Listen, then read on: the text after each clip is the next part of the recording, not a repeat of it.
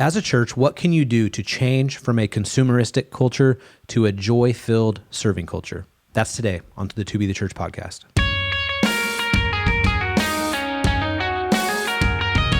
Welcome to the To Be the Church podcast, where we explore what it looks like to truly be the church in today's culture. Tyler, Andrew, guess who's back? It's Ben. How you doing, buddy? Good. Good. Glad to be back. So, something funny just happened, like 30 seconds ago. Oh, yeah. Andrew looked at me and he's like, hey, did you get a haircut? I was being completely honest. And I said no. And he's like, huh. Which, how long had Andrew been around you already before Today? he said that? Only like an hour. Still, an hour. It was a pretty drastic I haircut. haven't seen you since Sunday, man. It's like 4 days. Yeah. But you got a haircut too, and I didn't notice, so I'm just as bad as you are. Yeah. Your hair was slightly longer, but yeah. I did not donate it to Locks of Love, by the way. Why not? Huh? So it's just sitting there on a barbershop floor right now? I guess so, yeah. Did you get it cut at a barber shop? I did. Okay. Actually, the barber I go to, it's a family that used to attend here before they moved away, the Blanchetts, Craig and Anita. It's their son's barbershop. It's called Blind Tiger. And my daughter was with me when I walked by there the other day. I was like, hey, that's where I got my haircut. She's like, Blind Tiger? Like, that's a good place to get a haircut? And I was like, yeah.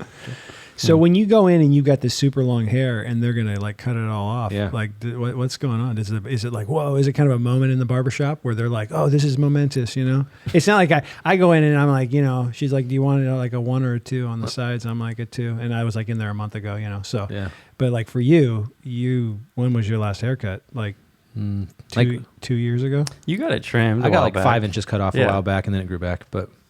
no, actually not today, but one time when I went from super long to super short, the barber, not Quincy, different guy, he's like, this sounds funny. He's like, but somebody coming in with super long hair and going short, he's like, for a barber, it's like a tattoo artist where you come in and say, here's my entire back, just do whatever you want. And he's like, and it's just like, that's like a tattoo artist's dream. So it's like, whatever. But he's like, that's what it feels like. So it's like, oh, this is gonna be fun. But I don't know. Interesting. Yeah. Yep. Wow. Yep. We did it. Ben, you've been gone for a couple weeks of the podcast here. Mm-hmm. And 2 weeks ago we had an episode that I wanted to discuss just a little bit. We had an episode and this episode title was 10 Reasons the Bible Teaches Flat Earth, but with a question mark at the end. 10 Reasons the Bible Teaches Flat Earth. And so we went through this pamphlet. I don't know if you saw it at all, but we went through this pamphlet that was like, talking about that. So we not only talked about that, but then like we had a couple other questions. And so the first question that we had, we kind of like, we're like, wait, what? It was, is the queen going to end up in heaven? And then like the question asker sent us that question, but then sent like an article about like, will Roman Catholics get into heaven? And so I just wanted to read some of our YouTube comments because people were rather something with us about like, really? You didn't know she was Anglican? Yeah. I said she wasn't Roman Catholic. I know. I'm like, she's so not, it's like, I think it's, as Catholic? people are watching on YouTube, they're like, typing comments like as they're going. So one person said she was Anglican, just like that. I think that's what I said on the podcast. Yeah. Another person said, where'd it go? The Queen was literally the head of the Anglican Church in England, which was separated from the Roman Catholic Church in 1534 by Henry VIII because she was pissed at the Pope. That was a comment that we got. So, yep, we got it. But then we started talking about flat Earth, and one comment that we got, Dean, if you're listening to this, Dean said, could you get any dumber? He said that about us. I wasn't on that one. Just to clarify. Wait, so about flat Earth or about... We just said it. I don't know.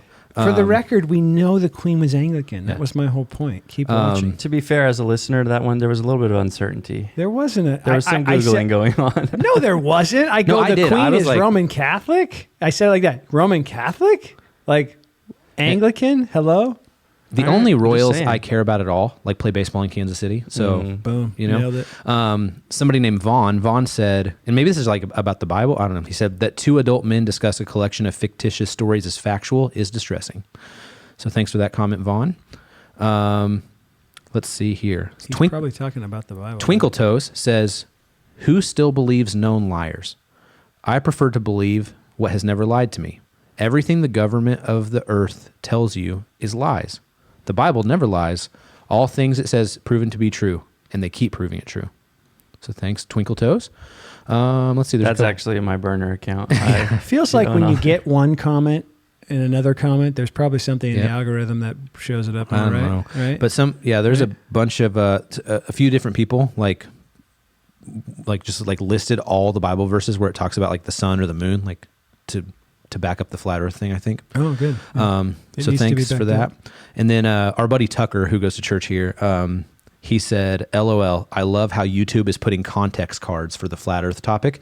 So I was like, what does that mean? So then I went to YouTube, and like right here, it says context. Flat Earth model is an archaic and scientifically disproven conception of Earth's shape as a plane or disc. And so the algorithm was like, wait a second, this might be fake news. Yeah, and had to tell us about Earth. it. But anyway. And I guess somebody who like just reads the title and then like listens to the first 5 minutes, but like, these guys believe flat Earth, huh? Yeah. And listen to the whole episode, So that's good. But I thought that was pretty fun. Please leave your YouTube comments, like positive, negative, or otherwise, and we will get a kick out of them at a minimum. We're looking at you, Twinkle Toes. All right, so we got a question this week. Let's check this out. This is from a listener. It says, in Luke 10, Jesus said the harvest is plentiful, but the laborers are few. He tells his disciples to pray to God that he would send more. Does this passage talk about sending more people into full-time ministry, or does it also mean every believer? Does this passage say that if you are a Christian, then you are sent to be a harvester? I think a strong case can be made for that. If so, it seems vital that every Jesus follower see themselves as a joyful laborer. I'd say this attitude is lacking in the church, especially on the West Coast, but I could be wrong. In fact, I would love to be wrong. But if I'm not wrong, then how do we change from a consumer culture to a servant culture? Philippians 2, 3-11, she tagged there. I'm interested to hear a lengthy discussion on how to help individual believers own the part of their identity of being co-laborers with Christ and how to intentionally change the group culture. Seems like such a daunting task. What could our church, Northwest Gospel Church, do differently to help our culture change to be a joyful servant culture? I get needing to rest well and have times of healing, but we've got to joyfully get back to work at some point, whatever that looks like for each believer. So there's a few questions in there. There were, one of them was something about full-time ministry, and then the main question seemed to be, how do we change from a consumer culture to a serving culture? But let's start though with that first one. Does the passage about harvesters and laborers, is it talking about full-time ministry, or is it talking about the life of every believer? I think in the context, he's about to send out the 72, right, to go to the cities and proclaim the gospel and to heal. And so I think he's kind of answering his own prayer there. But then I think there's obviously an application as we look in the book of Acts 1:8. You will be my witnesses is obviously directly to those first disciples. But then we see as the book of Acts goes on, that's being done by all disciples making disciples, going out. And so I don't think... So is it to all believers or to full-time ministry? All believers. Yes. Well, yeah. Both. I mean, yeah. It's not, to both. But it's not saying that every believer should go into vocational ministry. And that's what I wanted to make the distinction. So I think the answer to the question, both questions, is yes. Full-time ministry, yes. All believers, yes. But I think the way the question asker was probably asking the question is the way you took it, where like full-time they mean vocational, which is probably what they mean. But I want to like deconstruct that phrase a little bit. Full-time ministry, life as ministry, life as gospel ministry. I think that's what's in view in the Gospels. I think that's what's in view in the book of Acts and in the epistles, that all Christians would be in gospel ministry full-time, no matter their vocation, right? Mm-hmm. And so it's not necessarily talking about vocational ministry, which is just a very small group of Christians who are in full-time ministry. But I think even in the question there, because the question asker said, like, how do we change from a consumer culture to a serving culture? I think a differentiation between like, well, what quote unquote normal Christians do versus like what those in full-time ministry do. I think that right there is part of the problem. Like that dichotomy there, like all Christians are to be in full-time ministry. All Christians are to approach their daily lives as gospel ministry, as the opportunity for the gospel to go forth in whatever they're doing for a vocation. And so part of it is, I think, breaking down that divide a little bit, but yeah, consumer culture. Well, and versus the role and gifting for every Christian is different in that too, and the time requirement for that. So like a full-time pastors like us, it is our job, and it allows us to fill our role, which is preaching primarily, which requires a lot of time, which wouldn't be as possible if we had to work a normal or a different kind of full-time job. So when I first heard the question, there was a part about NGC in there, like how can we as NGC? Yeah, just like, yeah, and I don't think this question's an indictment on NGC or anything like that, but like how can we help our culture be a joyful servant culture? Here at the church? Mm-hmm. Yeah. Yeah, what could our church, NGC, do differently to help our culture be a joyful servant culture? Preach the gospel. Equip the saints. Yeah. I mean, I think, is it happening perfectly? Obviously not, but, and you guys know more of EV than I do, but I think at CW and EV, there is a joyful servant culture in general. Yeah. I think that is some of the fruit of preaching the gospel week in and week out. That's Philippians 2. Didn't they mention Philippians 2? Mm-hmm. This is who Christ is. This is what he's done. He's humbled himself, taken the form of a servant. He died on the cross for us, and we are to have the same attitude. We are to treat others that way. So the gospel is, here's how God has treated us in Christ, and that compels and motivates us then to treat others that same way, selflessly, sacrificially, humbly. And so I think because by God's grace, we are faithful to preach the gospel, to preach the scriptures every week. God is producing that kind of people here. Again, not perfectly, but yeah, I don't get that sense that it's not happening. Tyler, you have about 10 years almost under your belt in this one local community here. So talk about the difference in the serving versus consumer aspects of culture, church culture, that you've seen in the last 10 years. Like when you arrived here, was it a joyful serving culture or was it more of a consumer culture? And then how have you seen that change over the last 10 years or develop? I think it's always been a bit of a both and, like where it's like there's people that just, it's in them. And, and a lot of the people that I think about from my early days here that are those joyful servants, they're still doing it. Yeah. A lot of them here, and then some of them, at wherever they've ended up moving to over the course of a decade, I think one thing, and a lot of the folks that have stuck around and done, a lot of this work for a decade, and they were doing it before I got here. It's just like, they don't need the motivation. Mm-hmm. They just like, they realize like what Christ has done for them and like what it means to be a part of his church. And, they just get it. Now, like, and those people don't need to change, right? Like they got it. I do think that there's some folks though that like come in with a consumer culture, or maybe they were a part of a consumeristic church in the past, and that almost has to be like, trained out of them. Mm-hmm. And I think the biggest thing for that, like just from a very like practical team leader standpoint, is always telling them why rather than what. So it's like, don't say like, go take care of this for me. Say like, we do this to serve our church by this. While Nathan was on sabbatical this summer, I ended up having a meeting with some of our security guys, and the what is keep people safe, make sure there's no threats to the building, whatever. But as they're telling me, like they're getting tears in their eyes, like if for the next decade we can keep this place safe and people can come here to hear the gospel preached and don't have to worry about like any, things that security would have to worry about. If they can do that, then we're doing our job well. Mm-hmm. And it's like, that is a servant-hearted culture rather than like dude, we got to have 6 security guards. Can you please say yes this week? Yeah. And so that why over what ends up being massive in that regard. Yeah. Reflecting on 12 years almost here myself, I don't think you can, I definitely know you can't manufacture it in terms of like, we're going to be a joyful serving church, It's a grind, and it's an Ephesians 4:11 through 16 deal, equipping the saints for the works of ministry so that the body builds itself up in love. But you have to do that plus time. That's the only way for the culture to be created. And I think it's not an organizational thing. It's not an organizational culture thing.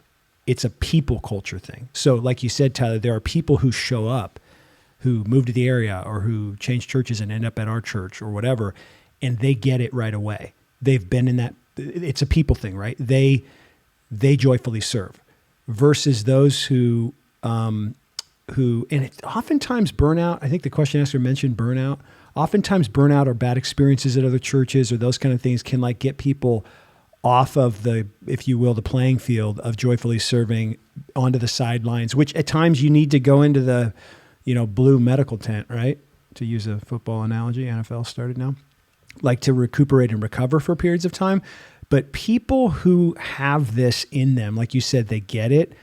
They're not going to be on the sidelines for very long. Like they're going to recoup maybe 6 months, a year. Maybe they get to the church and they're just like, hey, we have a lot of people. I was just talking to a guy last night that had been in pastoral ministry for years, and like they're new to our church, and like they're going to be checking it out, embedding their family here, becoming members, and then they're going to be back on the playing field, when the right time comes. But it's the reason I say it's not an organizational culture thing, it's a people culture thing, is because I don't think we can inspire it by like putting the picture on the wall that says like determination or changing a mission statement or any of those kinds of things. It's got to be something that through the preaching of the word and the discipling of people, and then the embedding of like biblical frameworks within the church, like a membership covenant culture, right? Where people are trained and discipled and taught to understand and realize that like we are members of a body.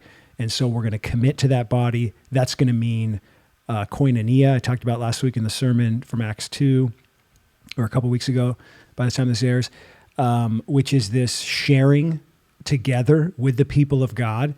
And it really includes the way we use our financial resources. A joyful serving culture is not just a culture where like people volunteer to serve in the nursery. It's a culture where people tithe. It's a culture where people give of their resources to the mission of the church.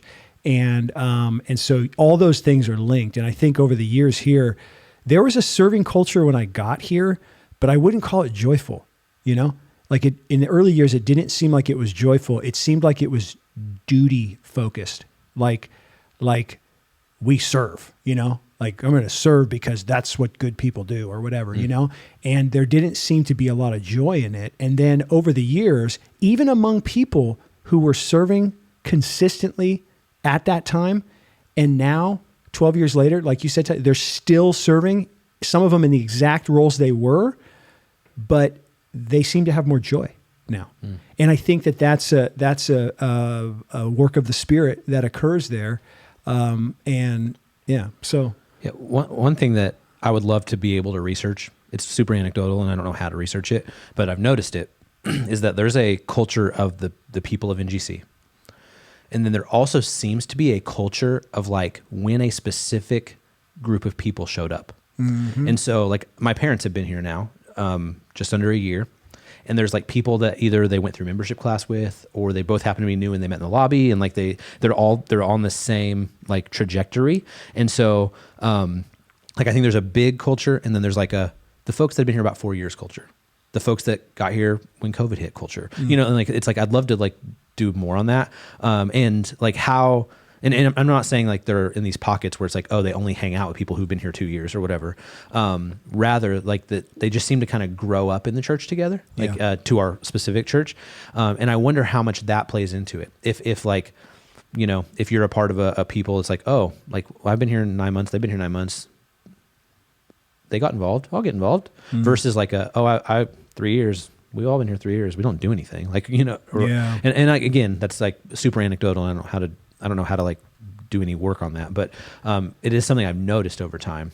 Macro culture, micro culture, almost like there's a macro culture of the church overall that's like moving in a certain direction that has a certain feel to it. But then there are these microcultures, and some of them have to do with people that got here at the same time, but others have to do with people who like all came from a church that imploded or something, right? Came together almost. Yeah, and they came, and even if they didn't like go, hey, 50 of us, let's all go over there. They all sort of showed up around the same time, and then it was like, oh yeah, we know each other, and hey, yeah, we have some history, and I think, I don't know, I think a real key is longevity of leadership in one spot in order to develop a healthy, joyful serving culture, because you got to do the right things in it, preaching the word, discipling people, membership, giving, those kind of things. And those things need to be taught and embedded, but like there just needs to be consistency. And I mean, in the early years, I was like trying to develop these things and push it these directions. And I don't know, I think probably 5 years in, I just sort of gave up on that, you know,